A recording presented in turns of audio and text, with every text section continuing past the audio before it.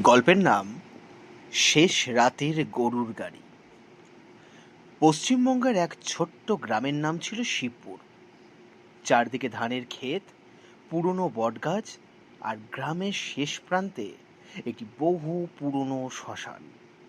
গ্রামের মানুষ বিশ্বাস করত রাত গভীর হলে শ্মশানের পাশের রাস্তায় কেউ একা হাঁটে না, কারণ সেখানে মাঝে মধ্যে এমন কিছু দেখা যায় যার কোনো ব্যাখ্যা নেই।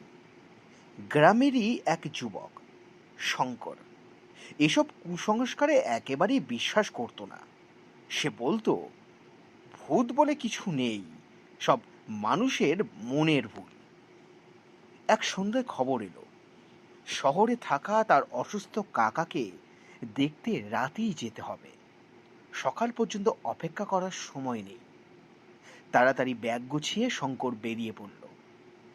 কিন্তু সেদিন যেন ভাগ্যও তার সঙ্গে ছিল না। গ্রামের শেষ বাস অনেক আগেই চলে গেছে। কোনো অটো নেই, টোটো নেই, এমনকি একটা মোটর সাইকেলও পাওয়া গেল না। লোকজন বলল, আজ আর যেও না শঙ্কর, ভোরে চলে যাও। শঙ্কর হেসে বলল, আমি হেঁটেই বাস স্ট্যান্ডে চলে যাব, মাত্র 4 কিলোমিটার রাস্তা। রাত তখন প্রায় 10:30। চারদিক নিস্তব্ধ, শুধু ঝিঝি পোকার ডাক। হাঁটতে হাঁটতে সে গ্রামের শেষ প্রান্তে পৌঁছলো। আকাশে হঠাৎ কালো মেঘ জমে গেল। মুহূর্তের মধ্যেই শুরু হলো ঝোড়ো হাওয়া, তারপর মুষলধারে বৃষ্টি।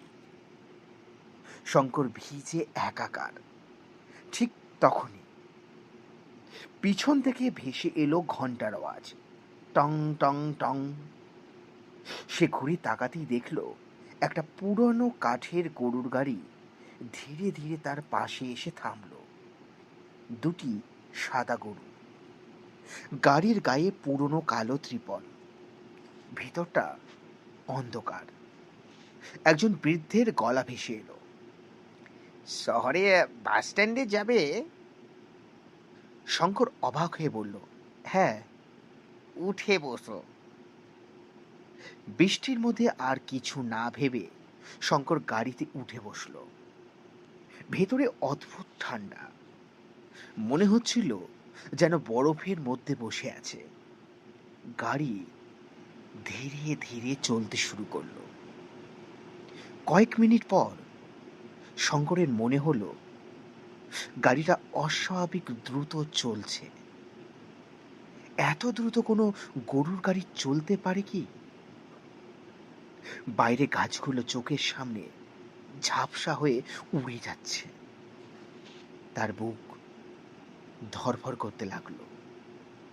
সে সামনে তাকিয়ে বলল, কাকা, একটু আস্তে চালান।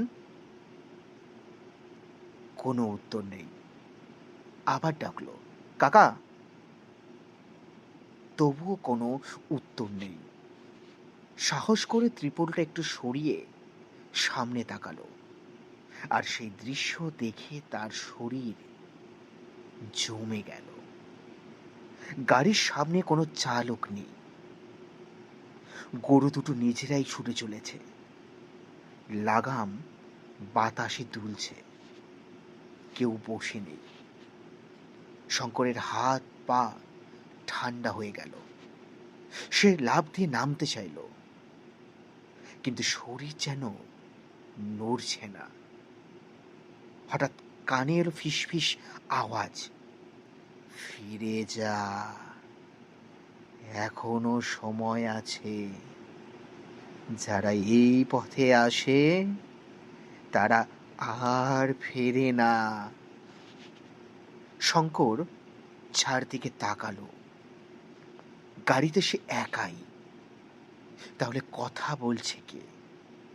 ঠিক তখনই বিদ্যুতের ঝলকানি।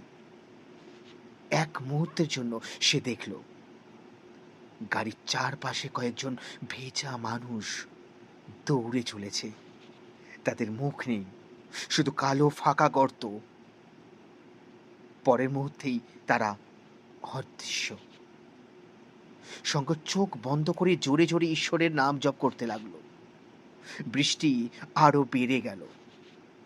গরুর গাড়ির গতি আরো বাড়ল। মনে হচ্ছিল মাটির ওপর নয়, বাতাসের ওপর দিয়ে ছুটছে। হঠাৎ একটা প্রচন্ড বজ্রপাত। তারপর সব নিস্তব্ধ। গাড়ি থেমে গেছে। চোখ খুলে শঙ্কর দেখল সে বাস স্ট্যান্ডের সামনে দাঁড়িয়ে। চারদিকে কেউ নেই, গরুর গাড়িটাও নেই, কোথাও কোনো গরুর পায়ের দাগও নেই। ভয়ে কাঁপতে কাঁপতে সে কয়েক কদম এগোতেই মাথা ঘুরে গেল। সে অজ্ঞান হয়ে পড়ে গেল। ভোর 4টের দিকে চায়ের দোকানদার এসে তাকে দেখতে পেল। এই কে পড়ে আছে? লোকজন এসে পানি ছিটিয়ে তাকে জ্ঞান ফেরালো।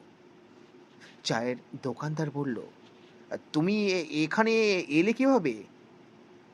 শঙ্কর কাপা গলায় সব ঘটনা খুলে বলল।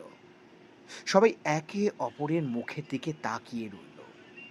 তারপর একজন বৃদ্ধ ধীরে ধীরে বললেন, তুই যে গরুর গাড়ির কথা বলছিস, ঠিক তেমন একটা গাড়ি ছিল। শঙ্কর অবাক হয়ে জিজ্ঞেস করল, কার? বৃদ্ধ দীর্ঘ শ্বাস ফেলে বললেন,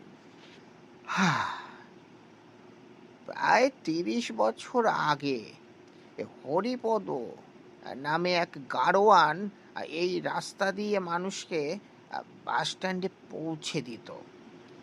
এক ঝড়ের রাতে বজ্রপাতে গাড়ি সহ সে আর তার 2 গরু মারা যায়। তারপর থেকে মাঝে মধ্যে ঝড় বৃষ্টির রাতে সেই গরুর গাড়ি দেখা যায়। আরেকজন বললেন, অনেকে দেখেছে, কিন্তু সবাই ফিরে আসেনি। শঙ্করের বুকের ভেতরটা কেঁপে উঠল। ঘড়িতে তখন ঠিক ভোর 5টা। শহরের প্রথম বাস এসে দাঁড়ালো।